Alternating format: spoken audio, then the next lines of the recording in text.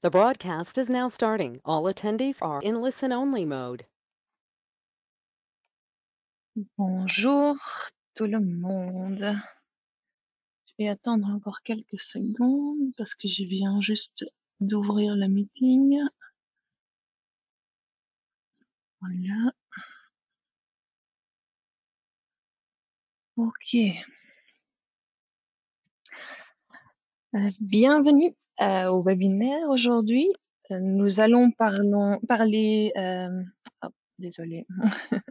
Nous allons parler du facteur d'utilisation pour l'acier et des nouveautés pour les appuis de déversement, notamment le fait que vous pouvez l'appliquer sur toute la longueur.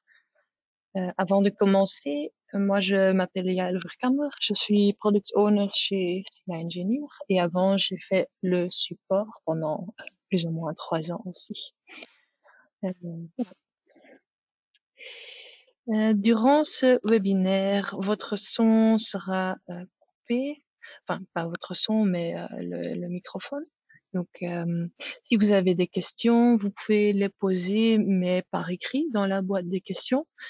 N'hésitez pas à les poser. Je regarderai de temps en temps s'il y a des questions pour moi à répondre. Et le webinaire sera aussi enregistré et mis en ligne sur notre site sur YouTube. Donc, si vous voulez re-regarder le webinaire, bah, ce sera possible. Voilà. Et avec ça, commençons l'histoire du facteur d'utilisation, qui est une extension faite par l'étude Semicon Plus pour la conception de l'acier. Mais avant de vous expliquer exactement ce facteur d'utilisation, on va d'abord faire un petit point sur la théorie pour que tout le monde sache suivre d'office. Et pour commencer, tout commence avec la classification des sections en acier. Pourquoi est-ce qu'on classifie les sections d'acier? Ben, parce que en fait, ces sections, dépendant de si les parties de la section sont très élongées, sont très longues et pas très épaisses, ils vont flamber à un autre moment que des sections qui seraient plus grosses, disons. Voilà. Donc, on va les classifier suivant à quel moment est-ce que un flambement local de la section peut se passer. Et pour le pire des cas, ce sont les classes 4. En fait, la section va flamber localement avant que la résistance élastique de la section a été acquise. Ce qui veut dire que si on contrôle une section de classe 4, on ne peut pas utiliser la pleine résistance élastique comme résistance de la section, mais on devra même réduire cette valeur pour prendre en compte le fait qu'elle va flamber localement avant de l'atteindre. Une section de classe 3 est capable de former cette résistance élastique, mais n'est pas capable d'atteindre la résistance plastique de la section. Donc, elle va flamber quelque part entre les deux. Et une section de classe 2, elle est capable de former cette pleine résistance plastique sans flambement. Une section de classe 1 est pareil que la classe 2. Elle est capable de former cette résistance plastique, mais elle est aussi capable de se déformer plastiquement d'une telle façon que les efforts peuvent se redistribuer dans la structure sans que la section va flamber et va casser. Voilà. Donc, c'est ce qu'on appelle la formation d'une rotule plastique pour les sections de classe 1. Voilà. Donc, dépendant des caractéristiques de la section, on tombe dans une différente classe, mais aussi dépendant des efforts internes de la section. Hein. Donc, si elle est en compression pure, s'il y a un moment appliqué ou si c'est quelque part entre les deux, au plus il y a de compression dans la structure, au plus facilement la section va flamber. Donc, au plus haute la classe sera dans laquelle la section sera classifiée. Donc, compression plus haute est égale à une classe plus élevée pour la section en général. Et puis, l'Eurocode nous donne des règles pour chaque type de section pour définir dans quel type de classe elles vont tomber. Voilà. Pour les contrôles en section, donc les contrôles sur un endroit local où on va regarder si le moment est plus grand que le moment de résistance, l'effort normal est plus grand que le moment de résistance pour l'effort normal, etc. C'est très clair qu'on va utiliser la classe de cette section précise pour calculer nos résistances. Hein. Donc pour une section de classe 3, on utilisera la résistance élastique, par exemple.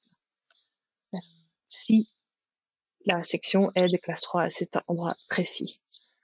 Par contre, pour les contrôles de stabilité, les effets de stabilité, c'est des effets qui jouent toujours sur toute la longueur d'un élément. Donc, la question est quelle classe est-ce que je vais utiliser quand je fais un contrôle de stabilité? Parce que, comme vous le voyez dans l'exemple ici, il y a des endroits où elle est de classe 1, il y a des endroits où c'est de classe 3, et en dessous, où il y a une rotule et la section est en pure compression, ça nous donne la classe la plus pire, évidemment, qui nous donne la classe 4 ici. Donc si je fais un contrôle au flambement ici, est-ce que j'utilise la classe 1 ou est-ce que j'utilise la classe 4? Et en fait, l'Eurocode ne nous précise rien du tout dans cette règle. Donc il ne nous dit pas quelle classe utiliser pour ce contrôle. Donc, jusqu'à maintenant, dans CI Engineer, qu'est-ce qu'on faisait? C'est, on faisait l'option la plus prudente pour éviter, évidemment, que on n'ait pas pris une option assez prudente et que la structure s'effondre. Donc, tout ce qu'on fait, c'est on regarde toute la longueur de l'élément et on prend la classe la plus haute qu'on peut retrouver. Dans ce cas-ci, c'est la section qui est classifiée comme une classe 4. Mais ce choix, il n'est pas toujours logique. Comme dans cet exemple, nous avons une section qui est classifiée de classe 4 parce que tout à fait en dessous, elle est en pure compression à cause de la rotule. Il n'y a aucun moment. Mais en fait, la compression, elle est très très basse par rapport à la résistance complète de cette section, même si elle est de classe 4. Alors que en haut, il y a un très grand moment, par exemple dans ce portique, et qui est très près de la limite de résistance plastique au moment en haut du portique.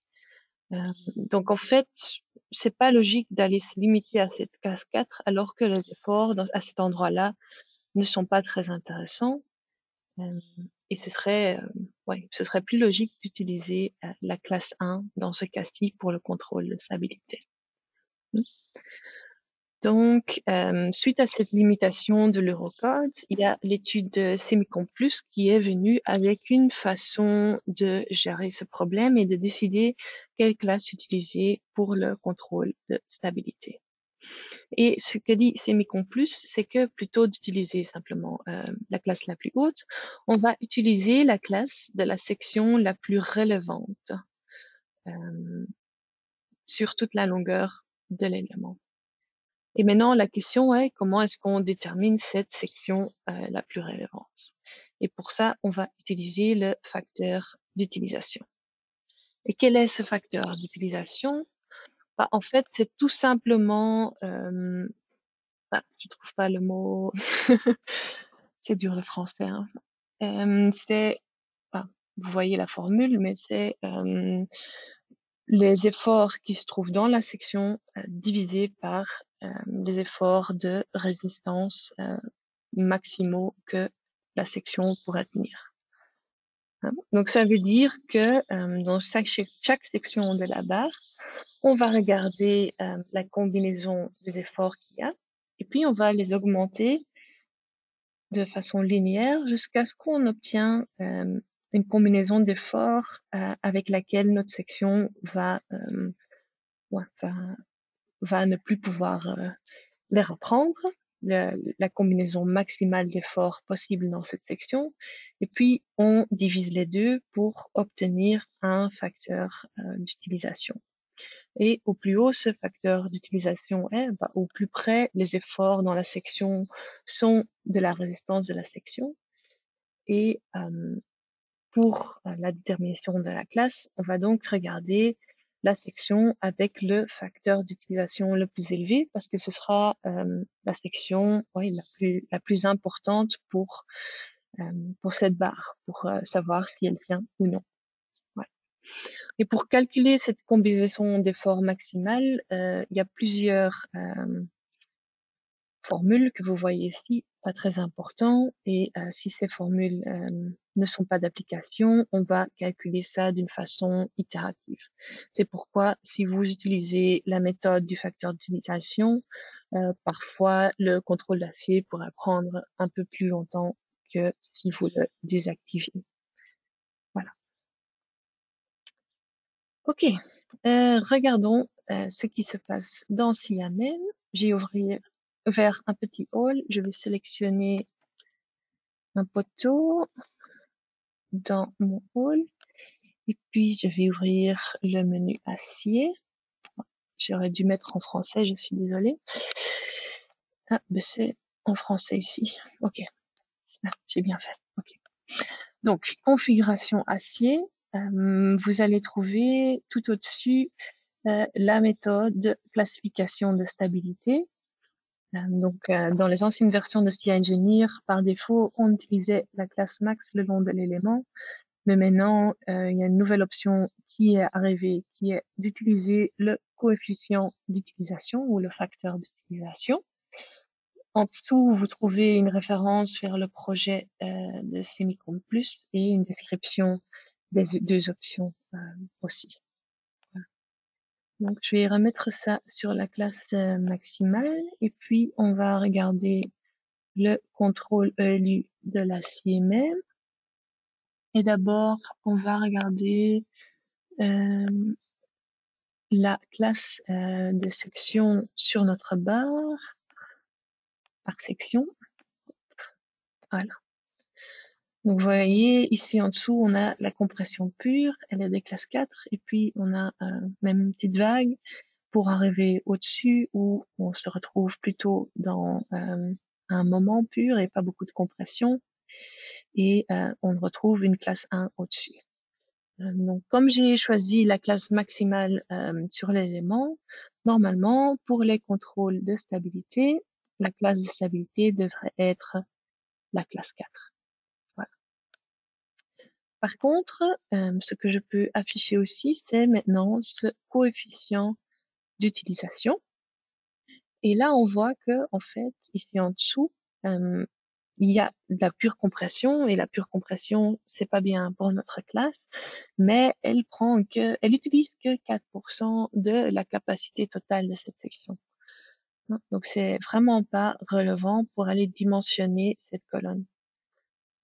Alors que ici au-dessus, où nous avons la classe 1, ben, c'est là que les efforts commencent à arriver près du maximum que la section pourrait aller reprendre.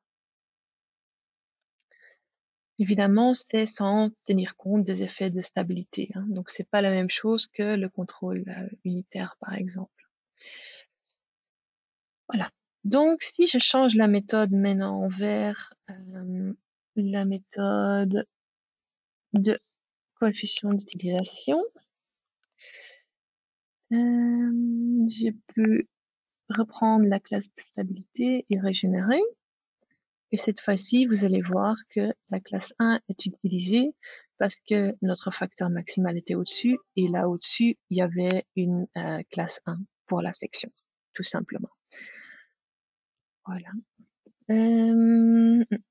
Si on regarde maintenant quel est le contrôle unitaire global,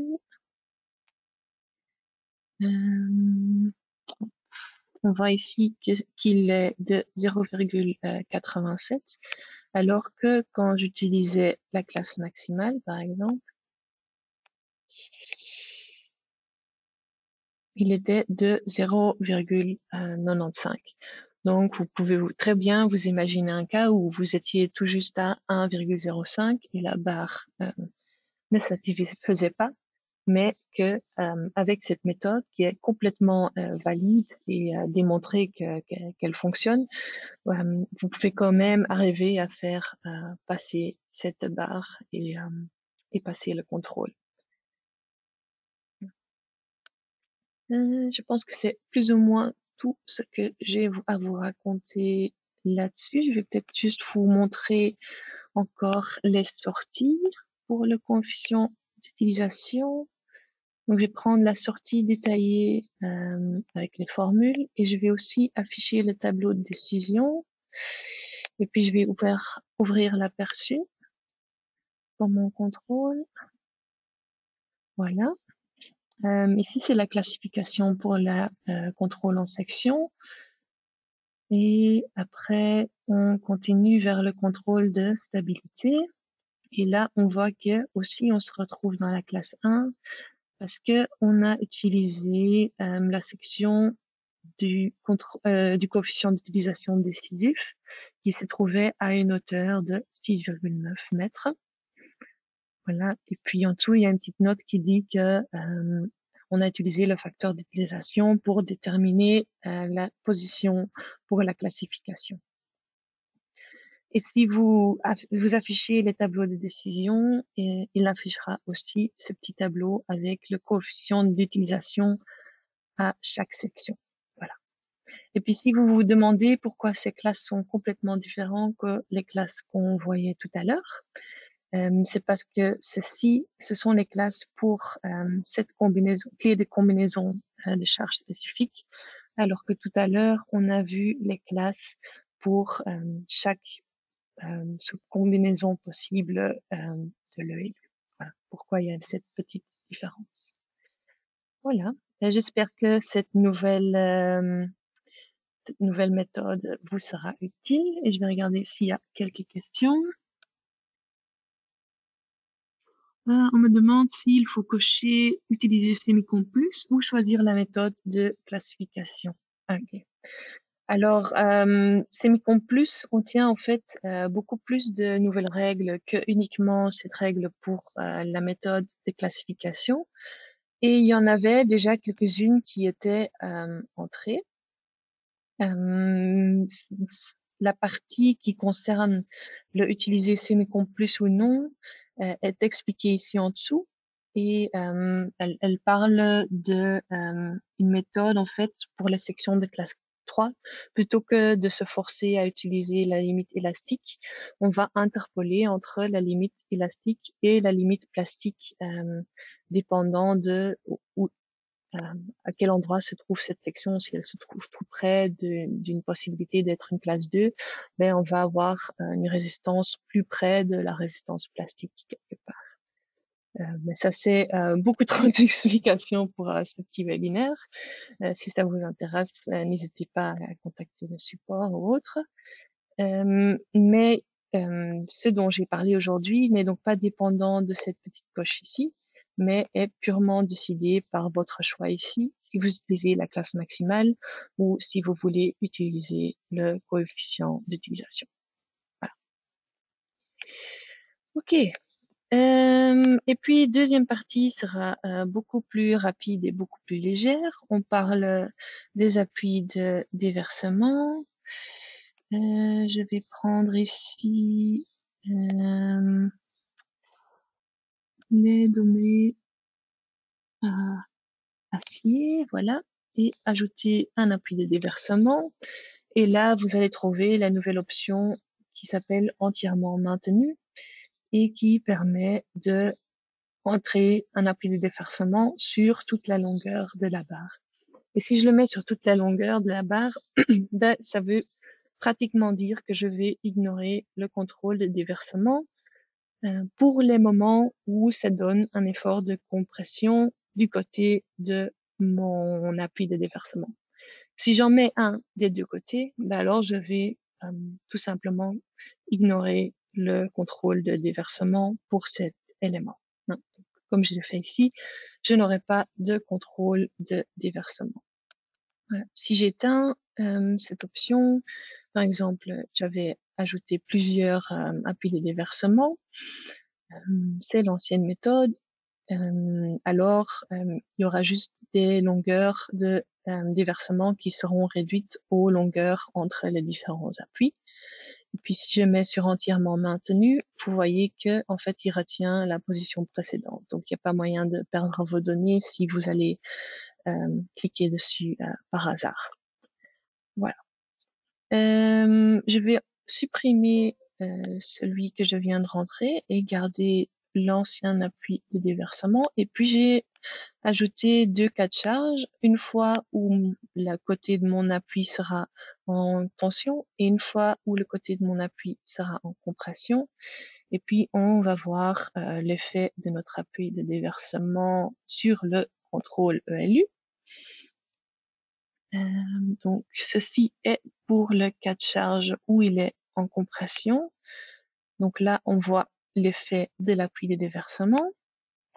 Et si je change mon cas de charge vers l'autre sens, vous allez voir ce que ça donnerait sans l'appui. Et là, on a évidemment un contrôle beaucoup plus élevé. Si je retourne vers mon cas où l'appui de déversement joue et que je vous ouvre l'aperçu,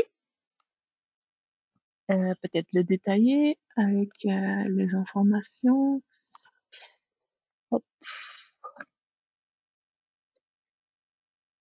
Voilà, je vais vous montrer ce que ça donne. Et là, on voit le contrôle de déversement avec la note qui nous dit que la vérification du déversement est négligée parce que l'élément est entièrement contraint. Voilà. Et le contrôle est tout juste skippé pour cet élément parce qu'il est entièrement retenu. Et c'est tout. C'est un développement tout petit, tout simple, mais j'espère que ce sera ce sera utile pour vous. Ok, question. Quelqu'un demande, le blocage est possible haut et bas, haut seul, bas seul. En effet, tous les trois sont possibles.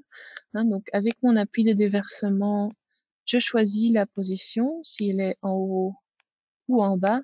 Mais comme j'avais fait tout à l'heure, il est aussi possible d'en ajouter deux sur la même barre et d'avoir les deux côtés contraintes.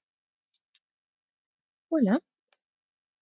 Je vous remercie pour votre attention. Si vous avez encore une question, n'hésitez pas à la mettre dans la boîte. Je vais vous répondre par écrit.